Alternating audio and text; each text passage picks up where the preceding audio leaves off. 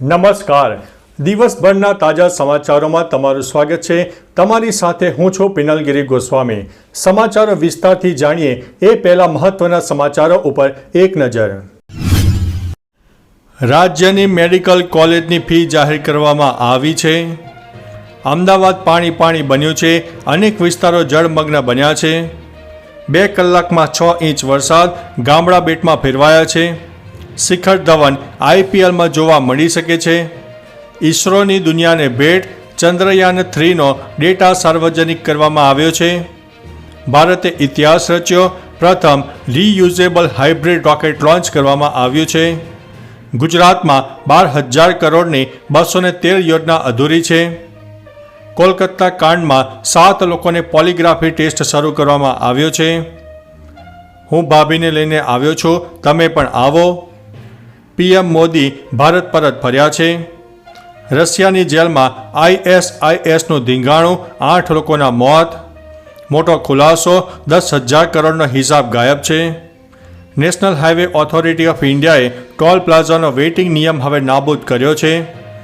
Impact fee અંગે રાજ્ય સરકારનો મહત્વનો નિર્ણય સામે આવ્યો છે. અને અંતે મહાન દેશ ભારતની મુલાકાતથી આનંદ થશે. હવે મિત્રો સમાચારો વિસ્તારથી જાણીએ તો વડાપ્રધાન નરેન્દ્રભાઈ મોદીએ યુક્રેનના રાષ્ટ્રપતિ ઝેલેન્સ્કીને ભારત આવવાનું આમંત્રણ આપ્યું છે. આના પર ઝેલેન્સ્કીએ કહ્યું છે કે મને આ મહાન દેશની મુલાકાત લઈને ખુશી થશે. તે તમારા મોટા અને મહાન દેશ વિશે ઘણું વાંચ્યું છે. મને તમારા દેશની ખૂબ જરૂર છે. હું ઈચ્છું છું કે ભારત અમારી પડખે રહે.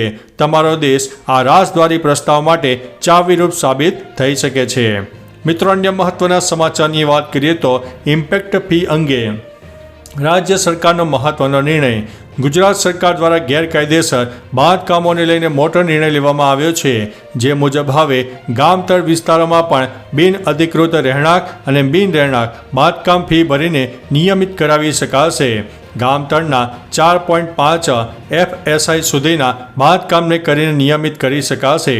ખોટા પાર્કિંગ માટે જગ્યા સંદર્ભની જોગવાઈમાં પણ ફેરફાર કરવામાં આવ્યો છે. મિત્રો, અન્ય મહત્વના સમાચારની વાત કરીએ તો નેશનલ હાઈવે ઓથોરિટી ઓફ ઇન્ડિયાએ ટોલ પ્લાઝા પર વેઇટિંગનો નિયમ નાબૂદ કર્યો છે.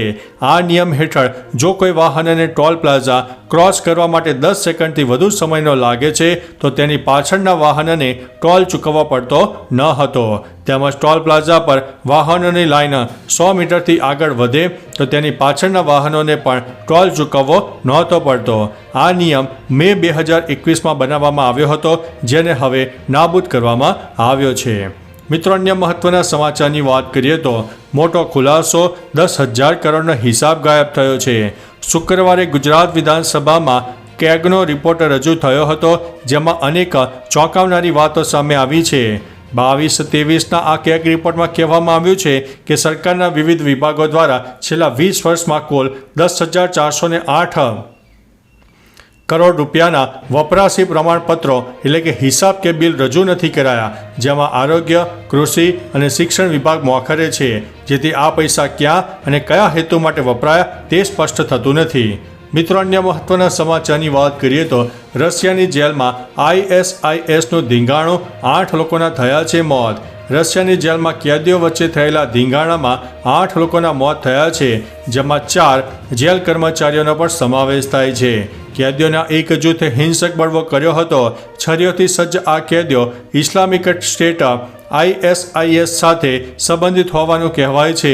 તેમણે કેટલાક કેદીઓને બંધક બનાવીને જેલના એક ભાગનો કબજો મેળવી લીધો હતો. હુમલાખોરે દાવો કર્યો છે કે તેમણે મુસ્લિમો પર થયેલા જુલમનો બદલો લેવા માટે આવું કર્યું છે. મિત્રો, અન્ય મહત્વના સમાચારની વાત કરીએ તો PM મોદી ભારત પરત ફર્યા છે. વડાપ્રધાન નરેન્દ્રભાઈ મોદી વિદેશ પ્રવાસ પૂરો કરીને ભારત પરત ફર્યા છે.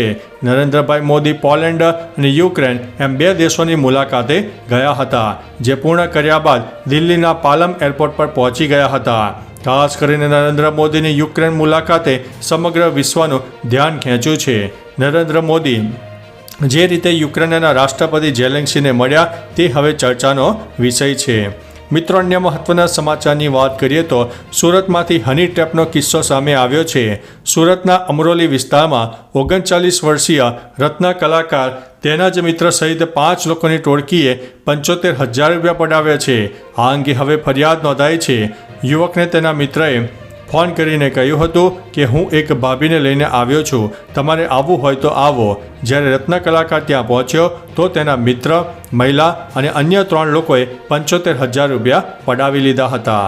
મિત્રો, અન્ય મહત્વના સમાચારની વાત કરીએ તો કોલકાતા કાંડ, 7 લોકોના પોલીગ્રાફી ટેસ્ટ શરૂ. કોલકાતા રેપકાંડમાં મુખ્ય આરોપી સંજય રોય સહિત 7 લોકોનો પોલીગ્રાફી ટેસ્ટ શરૂ થઈ ગયો છે. સીબીઆઈ ઓફિસમાં આરોપી સંજય રોય, પૂર્વ આચાર્ય સંદીપ ઘોષ, 4 ડોક્ટર અને 1 સ્વયંસેવકનો ટેસ્ટ ચાલી રહ્યો છે. ધરપકડ બાદ સંજયે ગુનો કબૂલી લીધો છે, પરંતુ હવે તે કહે છે કે તે નિર્દોષ છે. આ દરમિયાન સીબીઆઈને સંદીપ ઘોષની ભૂમિકા પણ શંકાસ્પદ લાગી રહી છે, જેના કારણે તેની પણ તપાસ કરવામાં આવી રહી છે. મિત્રો, અન્ય મહત્વના સમાચારની વાત કરીએ તો ગુજરાતમાં 12,000 કરોડની 213 યોજના અધૂરી. ગુજરાત વિધાનસભામાં રજૂ થયેલા કેગ રિપોર્ટમાં મોટા ખુલાસા થયા છે. જે પ્રમાણે રાજ્યમાં 213 એવી યોજનાઓ છે જેની ડેડલાઇન 31 માર્ચ 2024 કે તે પહેલાં હતી, આમ છતાં હજુ પણ અધૂરી છે. આ 213 યોજનાનું બજેટ 12,000 કરોડનું છે. આ સિવાય રિપોર્ટમાં સામે આવ્યું છે કે કેન્દ્ર સરકારની યોજના માટે રાજ્ય સરકાર જે એજન્સી બનાવે છે તેમના ખાતામાં 8,000 કરોડ વપરાયા વગરના પડ્યા છે. મિત્રો, અન્ય મહત્વના સમાચારની વાત કરીએ તો ભારતે ઇતિહાસ રચ્યો છે.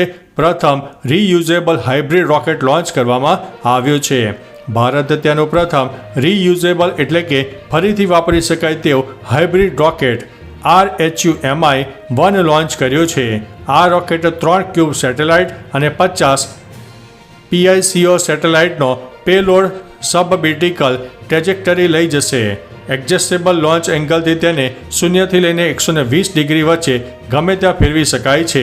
લોન્ચિંગ પછી રોકેટને ટ્રિગર પેરાશૂટ દ્વારા પૃથ્વી પર પાછું લાવી શકાશે. સ્પેસ ઝોન ઇન્ડિયા અને માર્ટિન ગ્રુપ દ્વારા તેને તૈયાર કરવામાં આવ્યું છે. મિત્રો, અન્ય મહત્વના સમાચારની વાત કરીએ તો ઈસરોની દુનિયાને ભેટ, ચંદ્રયાન 3નો ડેટા સાર્વજનિક કરવામાં આવ્યો છે.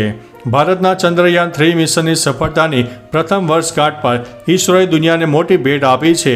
વિશ્વના સંશોધકો માટે ચંદ્રયાન 3 મિશન સંબંધિત ડેટા સાર્વજનિક કર્યો છે. ઈસરોએ વિક્રમ લેન્ડર અને પ્રજ્ઞાન રોવર પરના 5 પેલોડમાંથી મેળવેલ 55 જીબીથી વધુ ડેટા સાર્વજનિક કર્યો છે. ગત વર્ષે 23 ઓગસ્ટે ભારતે ચંદ્રયાન 3 મિશનના ચંદ્રના દક્ષિણ ધ્રુવ પર ઉતરાણ કરીને ઇતિહાસ રચ્યો હતો. મિત્રો, અન્ય મહત્વના સમાચારની વાત કરીએ તો શિખર ધવન IPLમાં જોવા મળી શકે છે. ટીમ ઇન્ડિયાના ગબ્બર એટલે કે શિખર ધવને ઇન્ટરનેશનલ અને ડોમેસ્ટિક ક્રિકેટમાંથી સંન્યાસ તો લઈ લીધો છે, જો કે તેમણે IPL પર કંઈ કહ્યું નથી, જેથી આશા છે કે તે IPL 2025માં ફરી એકવાર ક્રિકેટના મેદાન પર બેટ વડે તેનો જાદુ જોવા મળી શકે છે. ધવન પંજાબ કિંગ્સ માટે રમે છે. IPLની 222 મેચોમાં તેમણે 127.14ના સ્ટ્રાઇક રેટથી 6,769 રન બનાવ્યા છે.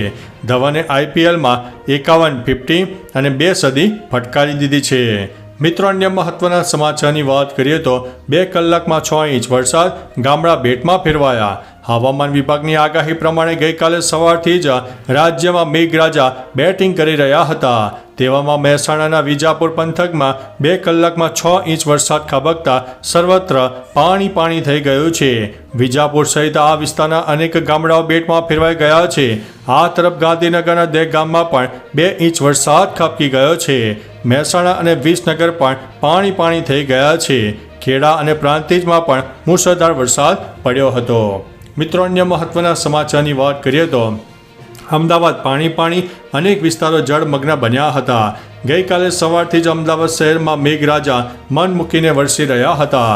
દર વખતની જેમ ગઈકાલે પણ વરસાદને કારણે શહેરના અનેક વિસ્તારોમાં પાણી ભરાઈ ગયા છે. ઘર અને દુકાનોમાં પાણી ઘૂસ્યાના સમાચાર છે. પાણી ભરાતા મીઠાખડી અંડરપાસ બંધ કરાયો છે. આ સિવાય ગોતા, સરદારનગર, પાંજરાપોર, બાપુનગર, નરોડા, વસ્ત્રાલ, થલતેજ સહિતના અનેક વિસ્તારોમાં પાણી ભરાઈ ગયા છે, જેના કારણે વાહન ચાલકો હેરાન થઈ ગયા છે. મિત્રો, અન્ય મહત્વના સમાચારની વાત કરીએ તો રાજ્યની મેડિકલ કોલેજની ફી જાહેર કરવામાં આવી છે. FRC મેડિકલ દ્વારા ગુજરાતની મેડિકલ કોલેજની ફી જાહેર કરવામાં આવી છે. જે પ્રમાણે સરકારી બેઠકોમાં ફીમાં 10,000થી 2.44 લાખ રૂપિયા સુધીનો અને ખાનગી બેઠકોની ફીમાં 24,000થી લઈને 5.25 લાખ રૂપિયા સુધીનો વધારો કરવામાં આવ્યો છે. ટ્રસ્ટની 19 ખાનગી મેડિકલ કોલેજોને ફી વધારો આપવામાં આવ્યો છે. સરકારી બેઠકમાં સૌથી વધુ 10 lakh fee Parul university, management કોટામાં સૌથી વધુ 23 લાખ ફી નરેન્દ્ર મોદી મેડિકલ કોલેજની છે. તો ચાલો મિત્રો, ફરીથી દેશ અને દુનિયાના સુપરફાસ્ટ સમાચાર લઈને મળતા રહીશો. ત્યાં સુધી અમને રજા આપશો. નમસ્તે.